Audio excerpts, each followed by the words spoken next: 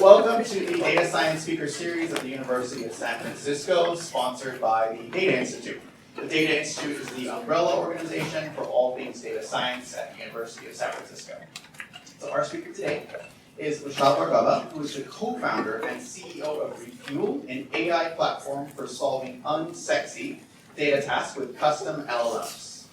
Prior to founding Refuel, he spent the past decade building machine learning systems at Primer.ai and Datacoral after graduating from Stanford and Cambridge University. Today's talk will be about the evolution of data science in the era of GenAI. The talk explores how AI has transformed data science tools and practices, yet quality data remains fundamental. Through examples from Primer and Refuel LLM, Rishabh will demonstrate that while models evolve, success in AI still depends on robust data understanding and quality. Can we give a round of applause?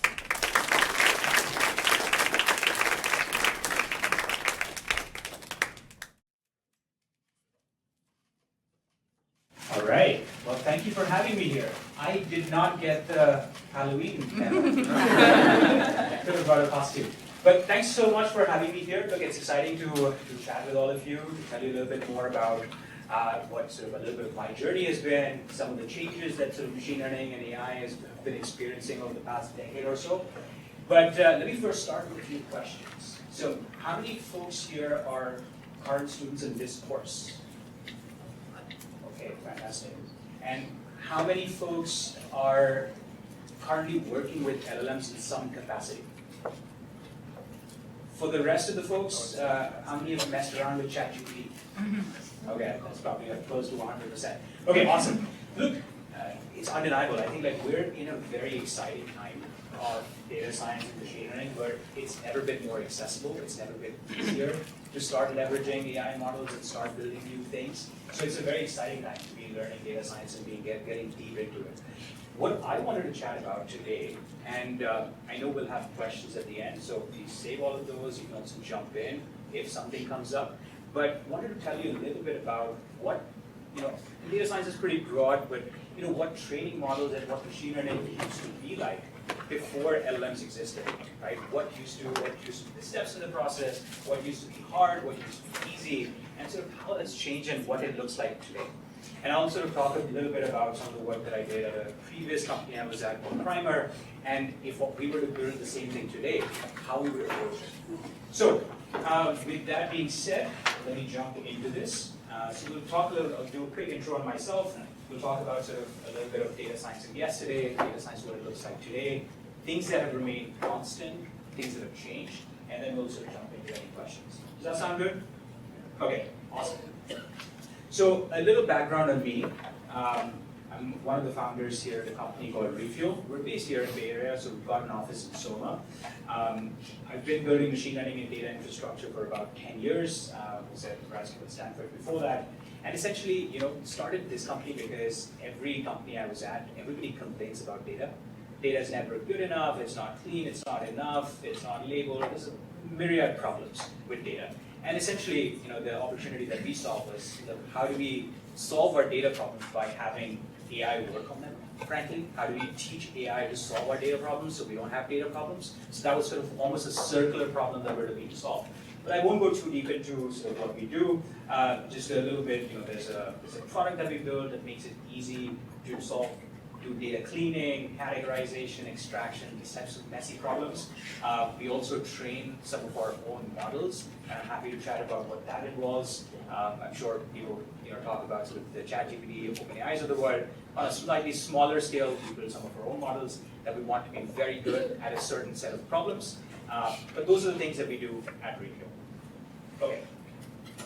Now, let's actually talk about what did data science and training ML models and using ML models feel like before ChatGPT and GPT-4 and all of these models were a thing.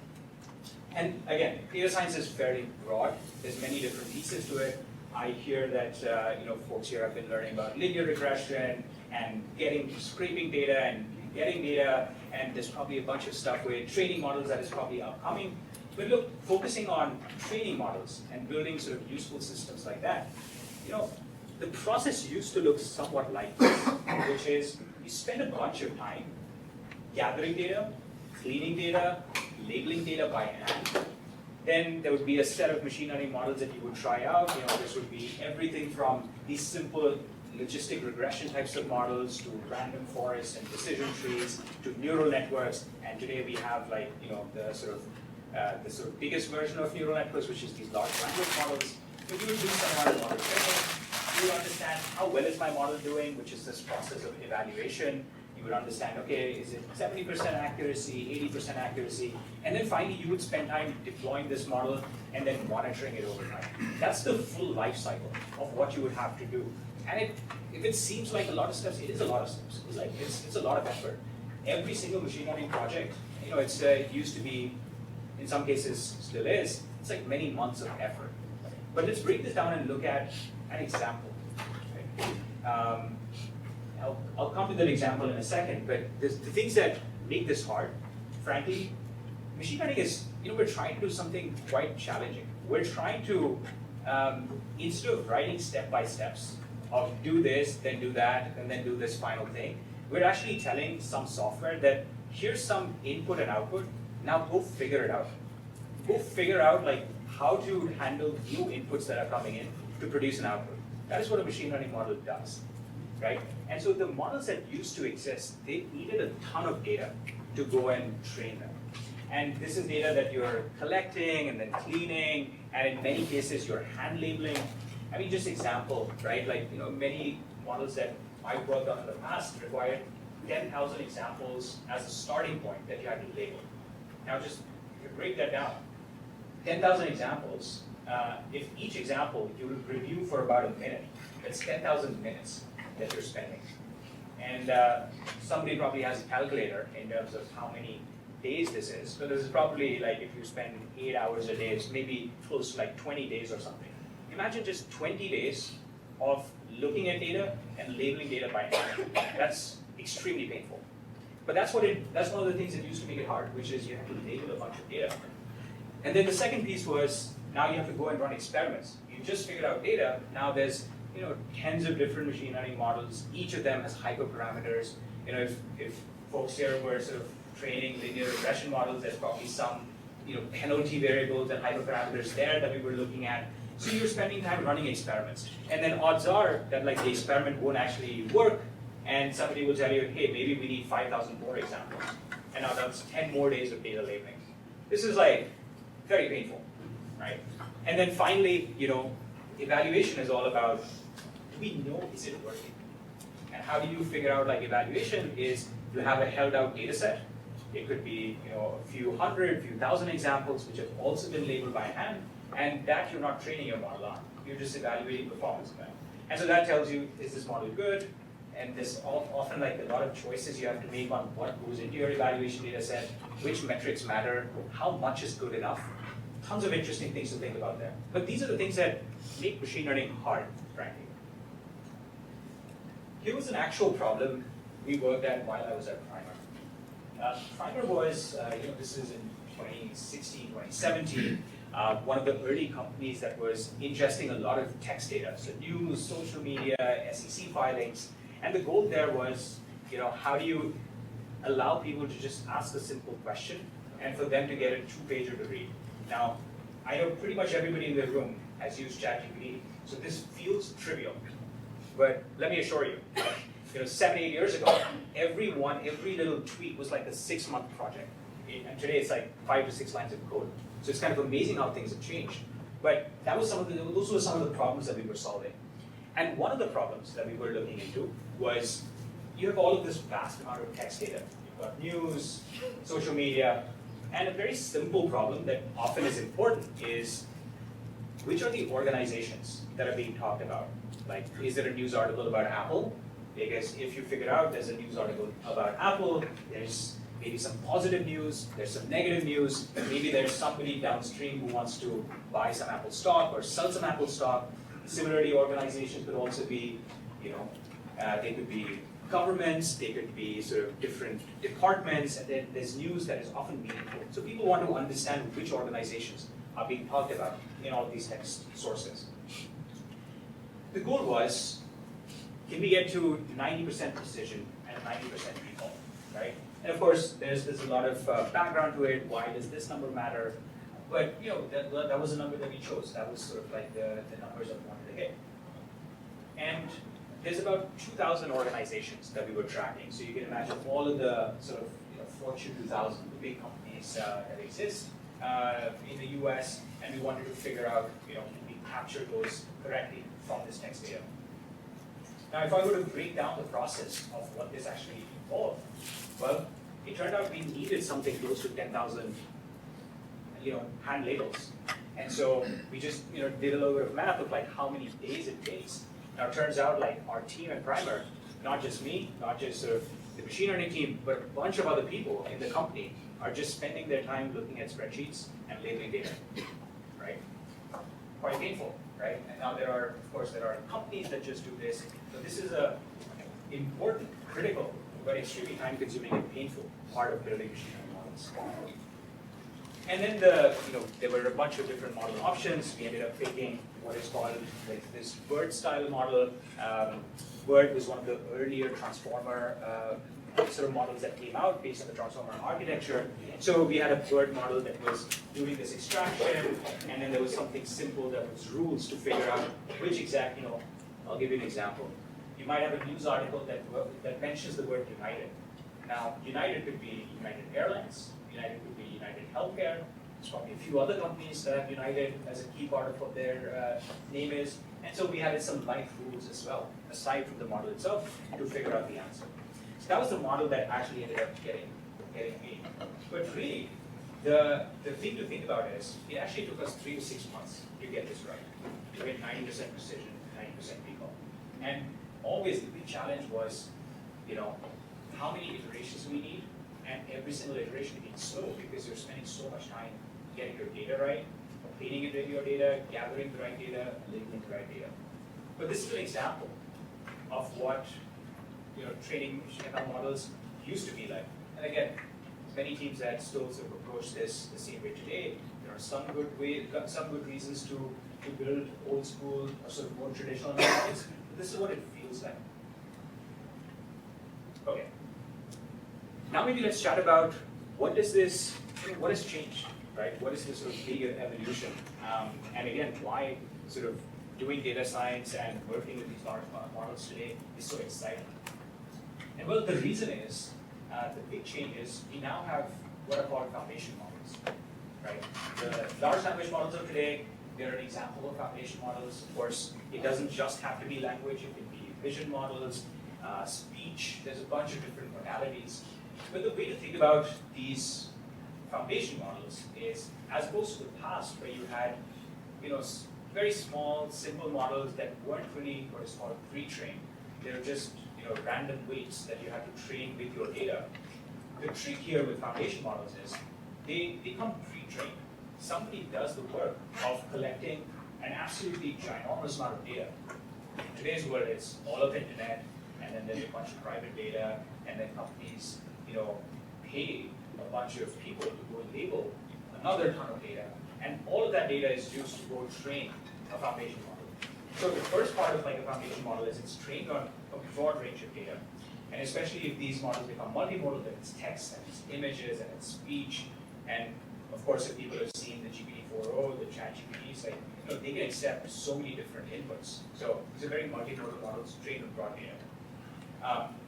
One of the key things that is common to many of the foundation models is there's a special architecture that is fairly unique in the sense that it's very compute efficient. You can train them extremely well on GPUs. They can learn knowledge quite well. This is something that is it's an evolution of many neural net architectures over time, but seems to have become the dominant paradigm today. And I'm sure we'll have something new in a few years, but at least today, many of the large foundation models are trained with this transformer architecture. And the reason why they're called foundation, frankly, is because these models serve as a foundation for many different downstream tasks. So now you might use the same model, but you could do classification, you could do organization extraction, you could build a summarization problem, you could ask it questions. You can solve a bunch of different problems because it's the same foundation model that is being used. So this is a big unlock, because now the way of working changes a little bit. Now, I haven't replicated this exact problem today because I was a primer 7 years ago at this point. But if I were to approach the same problem today, I would do it very differently. The goal might still be the same, which is, hey, we got to hit 90% precision, we got to hit 90% recall, but I would just start with a very good LLM. I would start with, pick your favorite. It could be an OpenAI model, it could be an Anthropic model, it could be a Google Gemini model, but I would start with something good. And then I would just describe my problem in a simple prompt. I would just say, I don't know, I'm spitballing here, but I would say, hey, you are an expert at reading news. I will show you a passage of text. Produce a list of organizations that you find in there. That's it. I would start with something like that. I would craft that initial prompt. But then I would also hand label a small data set that I would sort of treat as held out, right? On which I'm going to measure performance. So I would treat this as like a small held out evaluation data set. This could be 50 examples, this could be 100 examples, but something that, if I reported 90% on this small data set, I would feel comfortable. I would be like, I would go and report this to my boss. Let's say that, hey, 90%, we're good to go, let's ship this to production. But I would pick a small data set and I would label it by hand, and I would be very careful about it, that looking at data by hand ends up being quite important. And then I would iterate on my prompt until I got to that 90% level. And now iterate and prompt basically is, I basically mean prompt engineering here. I'm sure people have heard that phrase here, right? It's like, you figure out where the model is currently making a mistake, you form some hypothesis of why is it getting it wrong, then you add a sentence, you add a new rule, right? You add some new description into the main prompt, and I would just iterate until I get it right. And odds are, and again, I haven't run this particular experiment, but I feel pretty confident that I would get to that 90% level of quality in 1 to 2 days on that same data set. Now just compare and contrast, right, of the level of effort, the time that it took when you were to train these models, these sort of simpler models versus just writing prompts, experimenting, but still like somewhat scientific process because we have a data set on which we are reporting some metric, a precision or recall metric. We're still looking at mistakes, we're trying to fix those mistakes, so it's still a very systematic and almost scientific process. But the time to get something up and running is much shorter. Now, the exciting part here is, of course, we got the thing done quickly, but actually, what this means is it means 2 very important things. The first is, it gives us the opportunity to build many more things that we just wouldn't have had time for in 5-7 years ago. Like if you were to go join a company, just imagine if you were to be building 10 different projects in the span of 2 to 3 months, the amount of experience you'd be gaining is way faster. You'd be learning so much more compared to trying to do 2 projects in a given year. So you can just build a lot more stuff. And the second piece that is actually important here is, look, if things that used to be very hard 6 years ago are much easier, what it also means is there's a bunch of problems that were impossible 6 years ago that are now possible. And so that becomes the sort of defining factor of, again, why today is very exciting to be sort of working with these models, is because in the previous era, you just couldn't build chatbots that worked. Chatbots used to be the most rudimentary, rules-based, they felt, frankly, robotic. Today, you talk to chatbots and it just, I don't know how many folks here play around with character.ai or one of these tools where these are such appealing sort of models to talk to. It's not quite a human, but it's getting pretty close. Nobody would call them robotic anymore. And so that's an example of the thing that now becomes possible that was literally impossible 6 years ago.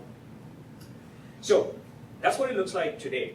And then if you think about sort of how that sort of diagram from earlier changes, and this is not a perfect representation because the exact flow you might follow is a little bit different.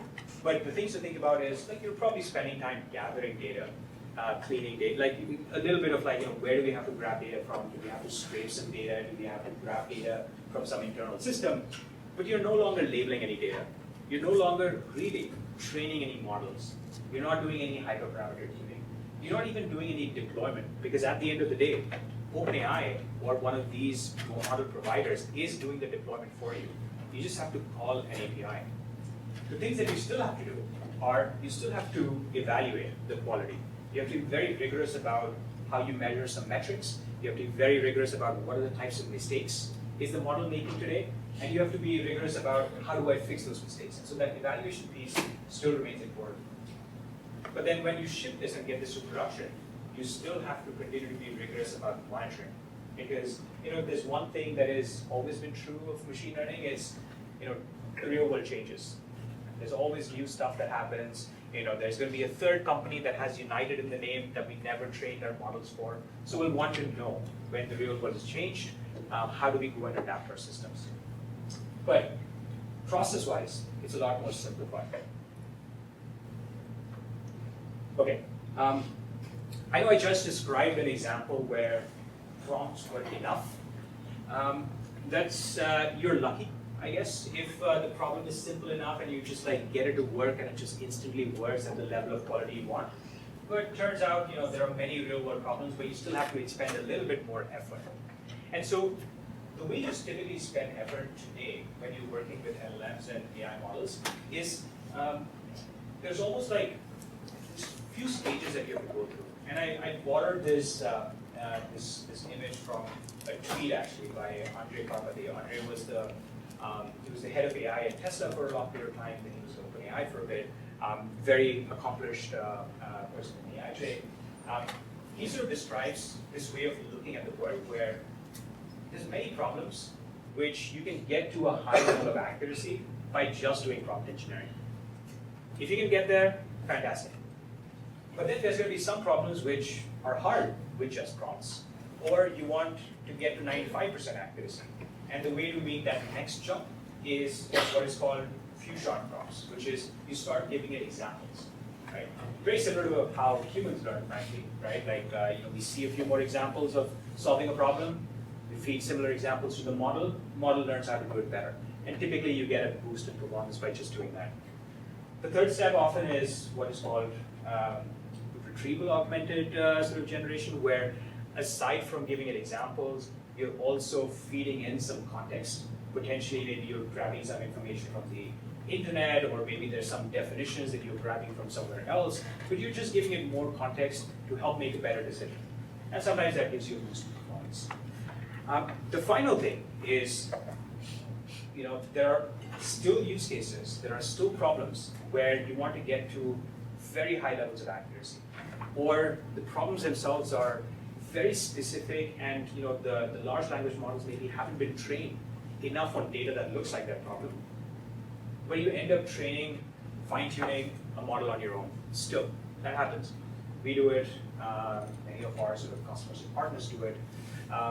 But that's almost like the last step, right? There's many problems that you can solve without getting to fine-tuning, but then fine-tuning and model training still remains sort of an option, especially for exceptionally hard problems, for cases where you want to shrink the model, maybe run it in your own environment, maybe you want more control, you want higher accuracy. There's a few reasons there. But that ends up being the sort of final kind of frontier here.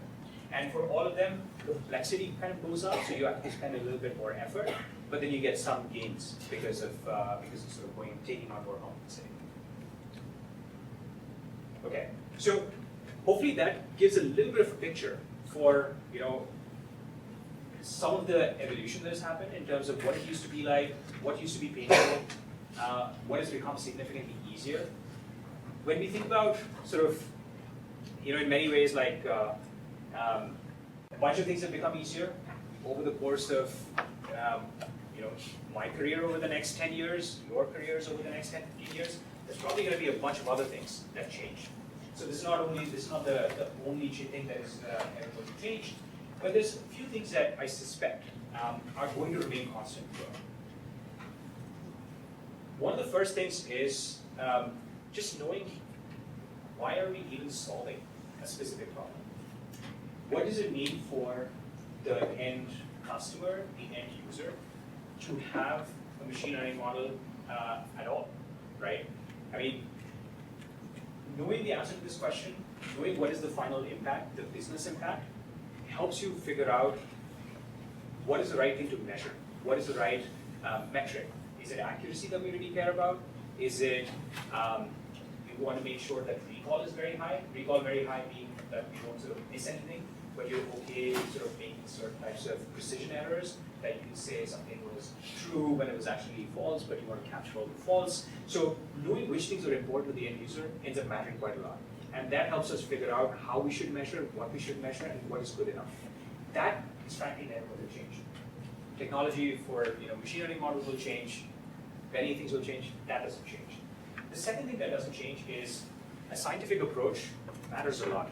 Because one of the things that often ends up happening, and we see this enough, is under the guise of sort of prompt engineering, it's very easy to sort of like add a sentence. My favorite ones, I don't know if like folks here have seen this in Twitter, like people will add all kinds of stuff at the end of the prompt, just hoping that it gets them a better output. Everything from, if you don't get this right, I'll be fired tomorrow. It's like, well, like that's not a very, you can't really test this. Like, is this a good way to approach solving problems? It turns out, like, when you see a mistake, the very obvious thing to do is the right thing to do, frankly, is to think about, like, why is this mistake happening? Almost form a hypothesis. Is this a mistake because we didn't feed it enough data? Is the mistake because the right examples are not being shown in a few-shot case? Is it because we don't have examples like this in our training data set? It's always like a hypothesis that you want to form first, and then you want to go out and test it. And the way to test it is, you didn't give it the right context, which means I will now try an experiment where I give it the right context and I will test this again. And that gives you valuable information. And the experiment becomes even better when you're no longer testing with one example, you're testing with a collection of examples that are all mistakes of the same kind, because then you can sort of systematically judge rather than fixing one-off things, which can end up being quite painful. And finally, the third thing that remains the case, and this is one of the things that matters more and more, the more important for problem you're solving at a company, is you've got to be, numbers are important, an 83% precision versus an 85% precision, but there's no beating looking at data live and just getting almost this qualitative feel for it. And you want to look at things that the model is getting right, you want to be looking at things that the model is getting wrong. You can literally not spend enough time looking at your data. And it's kind of painful, to be honest, because it's sometimes much more fun to, like hit a button, have the model do a bunch of stuff, and you're like, wow, like this is so cool, like magical stuff is happening. Whereas like looking at a spreadsheet and looking at 50 examples and then thinking about them, it's kind of painful, but very important. Because if you don't get a qualitative sense, it becomes hard to know which mistakes are happening, which mistakes are important. Are they worth fixing now? Or are customers going to see it and then they're going to have a bad experience? So you have to think a lot about looking at the data and then sort of forming judgment from that as well. Okay. I'll pause here. I know we covered a few different things, but the things that I wanted to sort of at least have folks take away is, again, it's a very exciting time to be learning data science, to be working with these large language models, because things that literally weren't possible before are now possible. And it's becoming easier and easier to go build these things. Things that are important are always about, if we are trying to solve a problem, why are we trying to solve the problem? Looking at the data to figure out what might be going wrong so that we can go systematically fix it. Those remain important and probably will continue to remain important. Anyway, I'll pause here. Thanks again for your time, and happy to kind of take questions here.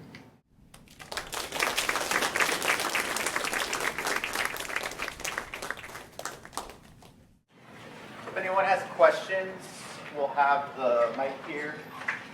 If you'd like to stand up, if you did like that. I think I'll go first. If nobody has a pressing question. Yeah, so thank you very much for your talk. I was actually interested in one of the graphics you showed where you have fine-tuning data. Do you actually think that small base models can only hit like this 40%? Or because I feel like this graph is a little misleading in that sense. What about you? Yeah, it's a good question. It's good catch. I'll say two things. The first is, the tweet is about a year old, so small base models have actually gotten better very quickly in the last 1 year, and I think it surprised a lot of people. But the way to look at this is, for many problems that we're looking to solve in industry, like small base models end up matching the quality of big base models. It's just a matter of how much data, and you end up giving them the right data to fine tune and train with. If you give them sufficient data, I mean, even the small base models of today, they're like 1 billion, 2 billion parameter models. These are massive. They can learn anything. And so, well, I'll say anything, but I mean most things. And so they'll reach the same level of performance. Having said that, there are some sort of more complex reasoning types of problems that, at least the models that they stand today, those capabilities only get unlocked at a certain model size. And so if you were to imagine doing some complicated math problem, some complicated puzzle or reasoning type of problem, small base models really struggle. And there's no amount of training that sort of helps them overcome that. But for many classic problems of classification, extraction, summarization, small models can sort of hit the same level of performance as the big ones. Perfect, thank you so much. Hi, thank you for your time, for being here. I really appreciate it, and I think I learned a lot. I wanted to ask, now with the new trends and technologies, especially with agents, how do you see the industry evolving, and how do you see agents impacting the pipeline, if you call it like that? Yeah, good question. I mean, I think agents are a very exciting new development. It's almost like the sort of next evolution of like with LLMs. There's a concrete action that you're doing with a model that is very smart and you can do it at a very high level of quality. Agents are sort of all about orchestrating some of these tasks so that a final end goal, a final outcome can be achieved. And so maybe the first thing I'll do is, I think agents sort of gets used for many different things, but a more concrete definition that I like is, let's imagine like a thing that we're trying to do is order food on DoorDash, right?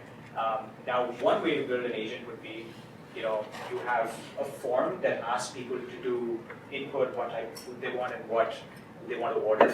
But then there's software behind the scenes that is orchestrating, still maybe doing some amount of LLM calls, but that's the software that is like step-by-step orchestrating how the food delivery needs to happen. Versus like a more agentic thing would be, if you just made a call to some LLM to figure out all the steps required to go and order something from DoorDash. And so it's almost like the control steps, right? There's a model make those control steps versus software make those control steps. So agents are typically ones where they're making the decisions on what steps are the right next steps. And so with that sort of definition, at least in mind, agents are super exciting. I mean, look, in some ways, the thing that agents are likely going to replace is a lot of things that we do on a day-to-day basis, where there's a somewhat unordered list of steps that we do in some, sometimes we do 3 of them, 4 of them, there's an end goal that we're looking to achieve, and now it would be amazing if agents can go and solve that problem. It's hard to make agents work today. There's not that many examples of agents working successfully. They make many mistakes, and frankly, the more LLM steps that you have in the pipeline, right? If an agent has to take 10 steps to achieve an end goal, and you imagine sort of a 90% success rate for every step. Now it turns out that 0.9 raised to the power of 10, that's a very small number. So the success rate of the overall agent ends up being much smaller. You see these compounding errors. Having said that, right, there's so much work that is happening in industry in terms of making certain types of agents more robust, having better frameworks for building these agents. Maybe folks here have already sort of played around with things like LangChain and some of these open source pieces of technology that make it easy to start building and connecting the pieces.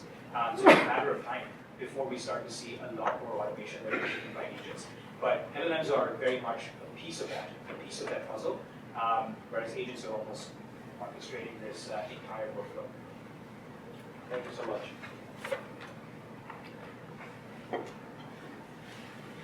Hi, my name's Adam. Thanks so much for your time. My question is about when you said that you you can't spend too much time looking at your data. I wonder, in what ways do you look at your data? What are you looking for? Are you doing EDA? Like, what are your favorite tools to look at your data? And what are you looking for? Yeah, good question, Adam. I should have maybe clarified. There probably is too much time you can spend looking at your data. but look, I need to sort of be a little bit sort of serious about it. Look, I think let's think about like maybe there's a model that you've trained.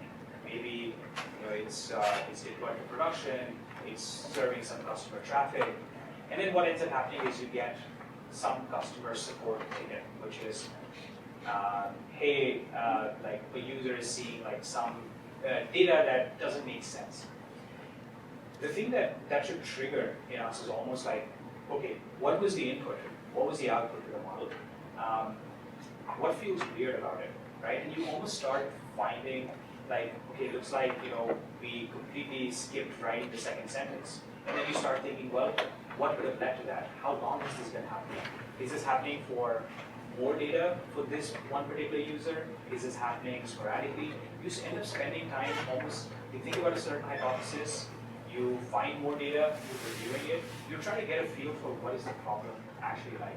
And so sometimes it ends up being like, classic kind of EDA, where the data is like a little bit more structured. So what you're doing is you're slicing and dicing, you're looking at certain subsets and you're seeing like, okay, what were the results for this particular customer on this particular date? And then you're like, well, seems like there's 3 instances of this happening. And then this happened 7 days ago. So maybe you go and look at some data 7 days ago. And you're like, okay, well, nothing quite happened here. So you end up you're investigating. Like that's the sort of mindset here. But that's very much like when something happens in production. Often when you're trying to train models and you don't quite get the performance you want, like there's a mistake that just doesn't seem to go away. It's often useful to say, what are similar examples of my training data set? Like why is the model sort of producing an output that just feels wrong, like it should be doing the right thing? And so then the thing that you're typically doing is you're just going into your training data set and you're trying to find more examples that look like this mistake. You're seeing what was the behavior there. Did we have label data that was incorrect? Do we not have any examples that are like this particular mistake that we're making?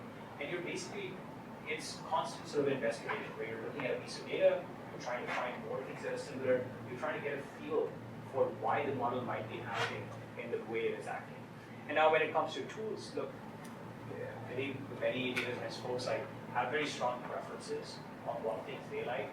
I'm a big fan of just Jupyter notebooks and pulling data from wherever it is into some tabular format, loading it up into Jupyter notebook. If it's purely tabular data, then you can draw some nice charts, you can look at correlations. If it's got text or images in it, you want just look at some of the raw data as well. So it ends up being a little dependent on the specific data type, but then I think a lot of the classic tools around Jupyter notebooks and so forth are very useful. And there's plenty of libraries, right, around the EDA that you just said.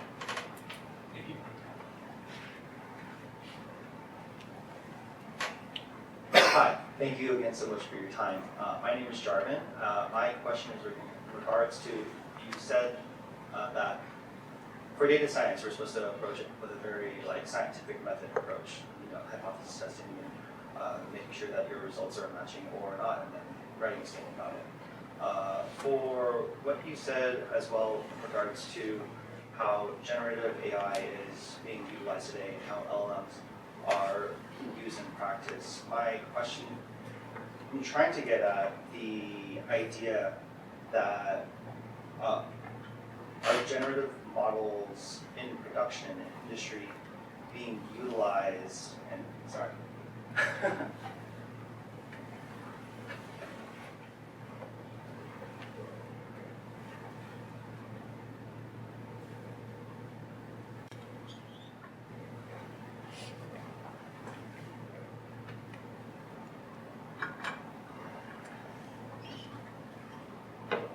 With GenAI being utilized in industry, do you feel like the scientific method is still being utilized in the same way? and then the same rigor amongst practitioners? And if you don't think that that's the case, to the same degree at least, do you think that's detrimental towards data science and machine learning at all? It's a great question. It seems like a two-parter, right? Which is what is the sense on how scientific are folks when they're building, let's say, with LLMs and using generative AI models today, versus what is potentially negative impact that we could see. I think those are both great questions. So, in some ways, one of the reason why this is exciting is because it's become easier to start using these models, but it also means that there are fewer people, as a fraction at least, who are, let's say, data scientists by training or machine learning engineers by training, who maybe through courses or maybe through coursework or working in companies, learn to sort of process how doing data science. Now, that's not a knock on a lot of people who get started with because they're software engineers or they're product managers or whatever else. But it doesn't mean that they're achieving the same level of quality or having getting to the same level of performance can often be hard, and it has implications for when mistakes get made. It's a very natural, I think, piece of technology getting better, but we will probably have more tools and systems around us that make it easier to do some of that scientific thinking. But look, I think people are excited today, right? Like there's a bunch of new things that they're going to build, and sometimes they work good enough that people don't think too hard about here's the right metric and we'll absolutely have this metric before we ship something. It's almost like you can build something, get it out to your users, and maybe they'll tell you, right, did this work or did this not work? And there's so many of these problems that the cost of getting something wrong is quite low, so it doesn't matter. I mean, I don't know if folks here what email provider or what email service you guys use, but there's many of them that do autocomplete, right? There's many of them that will auto-suggest replies to emails, and it's a perfectly harmless sort of use case. It just saves us time. We can always choose to not use that, right? But there are use cases where you can't really get this wrong, right? There's many examples where there are important decisions that are downstream of this. There are also cases, I don't know if folks saw there was a case in the news about Air Canada. So they had a chatbot that said something, and then it was completely wrong against the policy, and then they got in trouble. So look, we're in a state where there's a lot of new things that are getting built. Because there's so much value in it, I think people will continue to experiment, continue to maybe be eager, getting things out of the production in front of users, and simultaneously we will go through this learning process on almost as an industry, how do we do this better, how do we do this rigorously, how do we do this safely. But I guess my answer to the final question is, we'll probably see some mistakes like this happen. Likely not the end of the world because there's so much interesting stuff to do about it. And frankly, this is how we learn how to do it better the next time around. Thank you so much.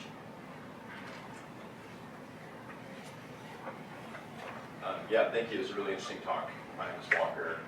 You mentioned how, as the technology is evolving, there are problems that were previously unsolvable that maybe are within the realm of solvability at this point. There's a lot of industries, though, that due to regulation have just been untapped by technology. It's like the medical field would be one where HIPAA regulations might prevent a data scientist or engineer from accessing the data they need. I know folks are trying to do synthetic data to get around that. So data created by an LLM or other type of model. I'm curious if you have thoughts on the use of synthetic data and what drawbacks of synthetic data may be.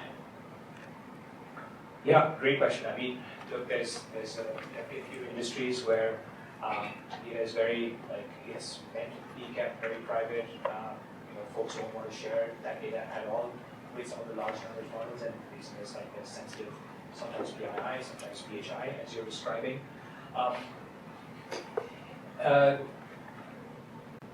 The way we're seeing some of these companies approach how do we start leveraging LLMs and AI models today is they're careful first because they just, they want to be very careful about sensitive data they have in their hands, who gets access to it, when they get access to it. And there's typically a couple of ways folks approach this. One is you can start doing PII redaction, PHI redaction. You can start doing, people are already doing it, but even the models for PII redaction, PHI redaction are getting better. So in some ways the technology is also helping sort of leverage that data. A lot of these models can now start to be deployed in customers' premises. And so now that solves for the problem of sharing it externally. So that's another way people get started. But yeah, some ways like synthetic data is just nicer because if you have to share data, especially for model training purposes, if you could replicate the nuances of the distribution of the original data set, perfect with synthetic data, that would be ideal for many model training types of use cases. The challenge really is like, can you get synthetic data that mirrors the distribution perfectly? It's traditionally proved to be quite hard. There are industries where people make synthetic data work quite well. So for example, in the world of self-driving, it's very common to have sort of synthetically generated data augment real-world data. Of course, these LLMs, like the OpenAIs of the world, LLM providers, like these folks are heavily using synthetic data to augment the data that they already have. So it's a matter of time before I think you become very good at mirroring even sort of healthcare-related data or financial services-related data. But I think we're in the early innings of that. The promise is very much there. Cool, thank you.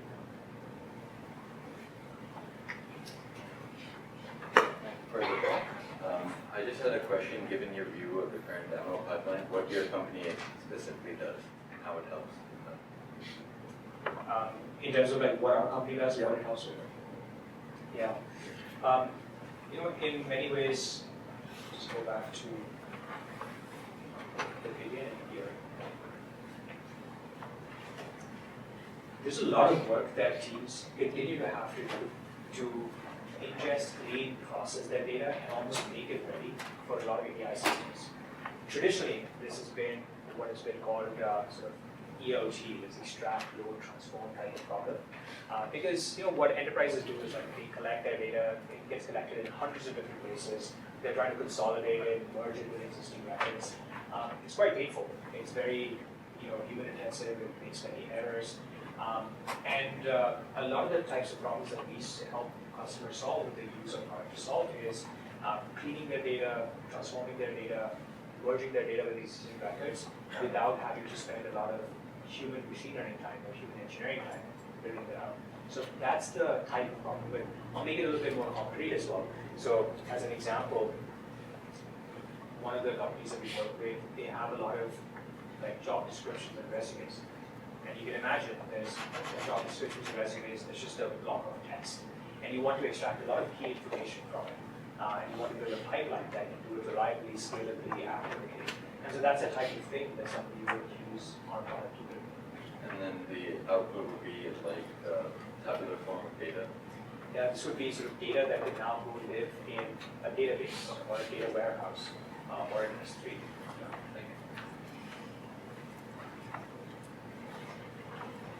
Thanks so much for your time. My name is Yang. I have a question regarding your benchmarks on like testing your own LLMs against other ones. So if you're coming up with your own benchmarks to test your own LLMs, how do you control for like biases that like may be tailored towards favoring your own LLMs against testing it like the other ones? Yeah, it's a good question. It's something that we think a lot about, and there's some good ways to think about and design benchmarks. By the way, I think like benchmarks is like a very interesting and fun problem by itself, because often what you're trying to do is you're trying to compare a few models on a specific task or a specific type of capability. And so there are benchmarks that exist for reasoning type of problems. There are benchmarks that exist for a bunch of natural language English type of problems. The things that we care about are some of these very common data cleaning, categorization, matching types of problems. Frankly, the benchmark for that is just never existed. And so our first goal was, how do you put together a set of data sets that reflect what this problem would look like in industry? And so even before we trained any models on our own, our first goal was, how are we going to measure our model, how are we going to measure existing models on some benchmark that we feel good about. And so then you think about, okay, what is the composition of that benchmark? You want data sets across a few industries. You want data sets across a few different types of tasks. You want data sets, there are some that are public, and then some that are completely private, that you can build out on your own, that OpenAI will never have access to, for example. And so we ended up first thinking about how do you build a high-quality benchmark that you can trust numbers against, and then we actually started building out a model. And of course, look, our goal is to build models that are very good at a narrow set of problems. So it's nice that our models sort of like performs well on this benchmark, but benchmarks are always evolving sort of subject, because the benchmarks of yesterday, they're never perfect for today, they won't be perfect for tomorrow. So we continue to add to them, make them better as models continue to become better. Awesome. Thank you. Good afternoon. Thank you for the talk. I want to ask a questions regarding, from your perspective as a founder and developer for this LLM product.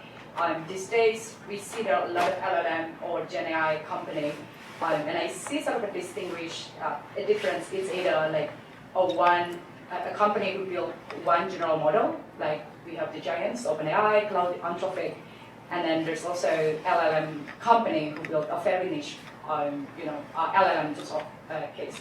I see what you're building is like, it's a very use case specific, which is data labeling, but in the same time it was generalized well, knowing you can apply it to many industries. Now, what is your thought? What is like will there be like, will it be enough to have like one AI for everything, or these days we still need to focus that? Will there be like one size fits all type of AI that we need in this industry? Great question. To be honest, I think I've probably got fairly strong views on this because we've been working on the product that we are. But look, I think we're very much headed towards a world which is extremely multi-model. Like, every company will be using tens, hundreds, thousands of models in eventuality. Every one of us, frankly, in the long term, maybe not even the long term, the next few years, we will probably have personalized models that are running on our smartphones that are just tuned to us, right? That just learn from the interactions that we have on our phone. That data then gets shipped to the cloud, so it remains private to you, that model remains private to you. And so you can imagine that, like the consumers care about, that businesses care about, they care about what delivers the highest level of quality and performance for them. And a single model just never does it. And so that's sort of what we think like where the world is headed. And now where sort of like big models and small models and task-specific models. I think there's an interesting question there. There's absolutely no doubt that there's a few giants who build very general purpose models, like the OpenAIs of the world, the Metas of the world, the Googles of the world.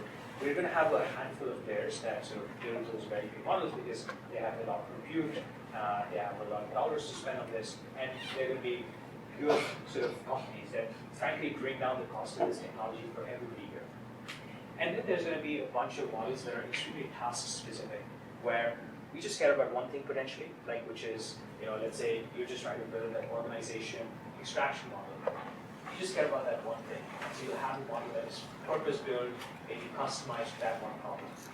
The thing that we build, it's a little bit in the middle. It's general purpose enough. It's specialized in a set of tasks, so data cleaning and categorization types of tasks, but it is horizontal across verticals. It requires more effort to build compared to a single task because we've had to collect close to about 50 million tokens, which is a significant amount of data. So we expect that there's going to be a place where models like that fits in as well. But the beautiful thing is that change is kind of like happening every day. There's new models coming out, technologies are becoming better, and so there's going to be a lot of evolution here in this space. But in the long term, there's probably going to be hundreds, thousands of models that we probably interact on a day-to-day basis that we don't need to take on rather than a single model. Thank you.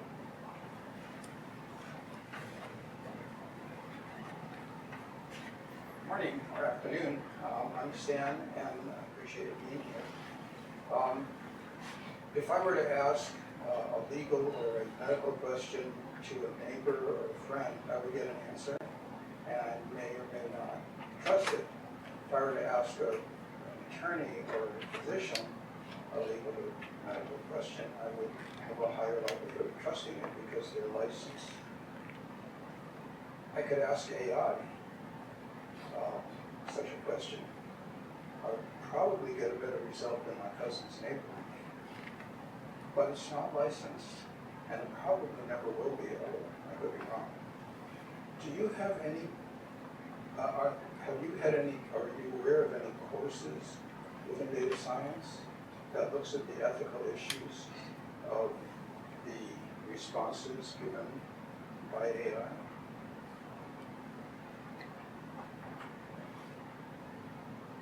Great question. I mean, great topic to be honest. Like, this is a really fun and interesting one to be dive deep into. But to your specific question in terms of courses, I don't know any of the top of my head. I'm sure they exist though.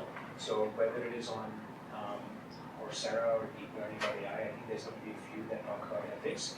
But I can also follow up separately and see what topics, what courses might be available here. Okay, and from your experience, what are your thoughts about this issue? You know, there's, I think, two ways to look at this question.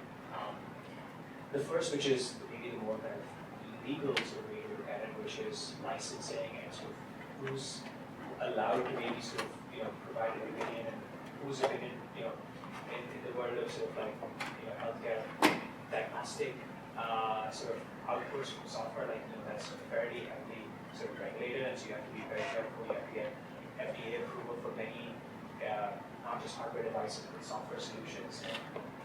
It's unclear what the path for AI models there exactly looks like. So there's a legal question which I'm probably not even the expert on. There's another fundamental question, which is a question of utility, which is, when you ask a question of your neighbor, that is a healthcare question, a legal question, they're just drawing on their experience to be able to answer that. Maybe you get lucky that you have a lawyer as your neighbor. Odds are not, right? And so they're just drawing on their experience. Whereas if you talk to a ChatGPT and ask a medical question, it's in some ways drawing on all of the internet's data. It's drawing on a lot of healthcare-related data that OpenAI has spent a bunch of time and money gathering. So, it's probably going to produce something that is it's pretty good. And I won't recommend this, folks. I personally like to put in like medical notes from my doctor in ChatGPT that I often don't understand at all. And I'm just like, hey, what does this mean? And it's surprising how well it actually works. Now, will I go and sign myself up for a surgery based on what ChatGPT says? Probably not today, right? But from a question of utility, I think it's a very interesting thing to think about because we are moving towards a world where the capabilities are getting stronger and stronger. And then when do we make as individuals to make choices on acting on that advice, acting on that feedback? I think that's going to be a somewhat personal question and then tied to the legality. We probably see an example of this based on the streets here in San Francisco, right? Which is we've got self-driving cars.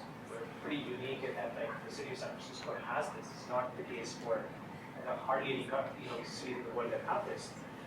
They're pretty good. Like, they get stuck once in a while. Humans have accidents too. But it's quite clear the path that they're on in terms of becoming better in terms of safety. And look, again, to that as well, there's a legal question on whether they're allowed, but then there's a utility question on is it safe, is it good enough? Would I go sit and take a ride here? And that's a somewhat personal question. Can I follow up? Please. Given that physicians and others are licensed, do you think that it might be possible to have some kind of body or bodies provide ratings for different search engines? I'm not certain. Different LLMs on different topics, for example, and update that from time. Yeah, it's a good question. I think there's the need for something that does independent evaluation of these models. The need is very much there. The question really is, who does it, and what are their incentives? So if even the benchmarks that we work on, the reason why we put together this benchmark is because there's a need of being able to understand how well do these models do on a specific set of things that we care about. There's also a need of how well do these models do on healthcare-related questions and legal questions. The hardest question with this particular angle is who gets to be the arbiter, right? And that's always a challenging one, which is like, is this something that the sort of government should handle? Is this something like an independent body, like a Moody's, for example, right? Like that does it in the world that has ratings, for example, credit ratings. But you know, I think the need is very much there. It's unclear what the final solutions will look like.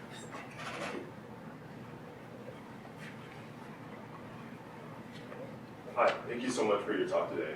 My question was regarding the different uses of AI in today's technology and maybe moving into the future. You touched on how LLMs are being able to generate text for us, but they're also being able to generate images and a bunch of other things. What do you see from your experience, or maybe just in the industry, maybe the next emerging use and application of AI that we can see kind of moving forward? You know, it's like somewhat hard to answer that question because, geez, when I look, like anywhere I look, I just see people, you know, trying to leverage AI, build new things, and so it's almost hard to imagine where it's not having an impact already. But I think like a high-level framing of where people continue to see a lot of value is like almost this concept of co-pilots and autopilots. So for many different things that we work on today, you can probably imagine that there's going to be a co-pilot-like experience that helps us do that specific activity. That is almost like our guide and it's like sitting side by side observing our actions and sort of navigating, helping us navigate. You can imagine a lot of software that has been very hard to use in the past. There would be co-pilots that sort of you just write a text query, you know, figures out what to do on your behalf and so forth. And then there's going to be a bunch of, and that's going to be almost giving us a lot of productivity gain and leverage. And many different parts of our life, you could imagine having a co-pilot. Just imagine the things that sort of you spend time on and where that time might get reduced. ChatGPT is like probably the ultimate co-pilot that exists today. And then there's a notion of like things that will likely be fully automated, where the solution, the right outcome would be complete autopilot, where there's a thing that you just never have to do ever again in your life. These things are less common today. They will probably become more common in the future. They're less common today mostly because you need very high levels of accuracy to get that right? And it's just easier to build a product where some user at the end of the day is going to improve that versus have full automation. But it's often useful to think about what are the areas where we'll see almost this human in the loop co-pilot type of experience versus we'll see full automation. And maybe one example that I think it's a big sort of area of investment for companies is generally things like customer support, where you see both approaches happening somewhat simultaneously, where there's sort of like a human in the loop of like helping customer support people be more productive, and then some folks are approaching it from the lens of there's like 30, 40, 50% of incoming support tickets that are basically the same question. And that same question might just be, what is the email address for this return? It's like, well, it's the same question, same answer, but you don't need a human to look at that. And so we'll probably see both co-pilots and autopilots emerge in many different aspects of our life. Thank you.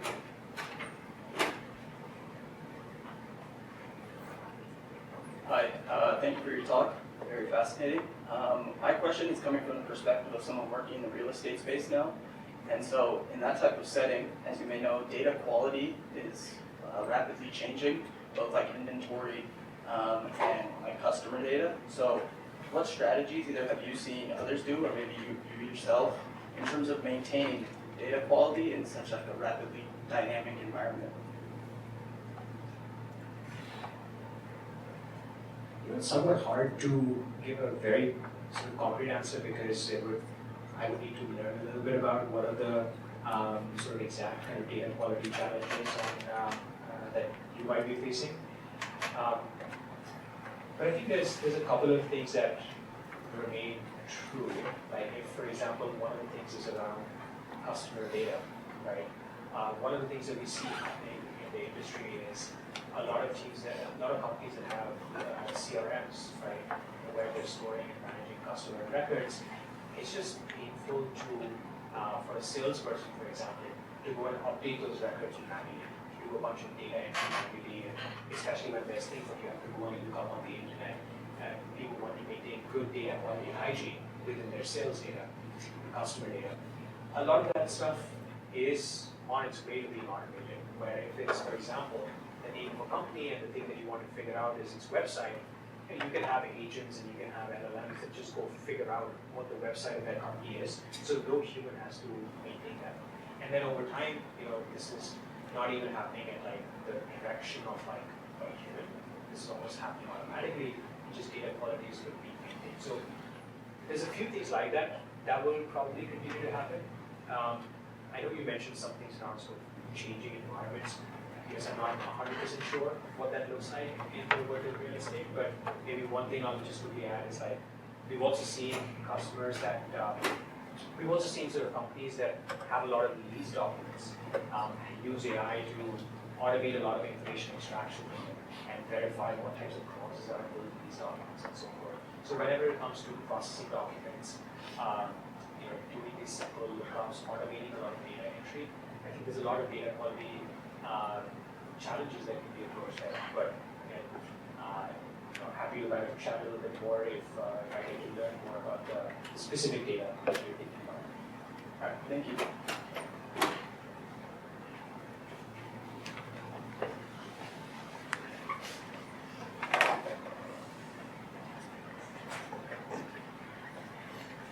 Is that it for the question? Great. Seems like that's it. Thank you so much again. So one more round of applause.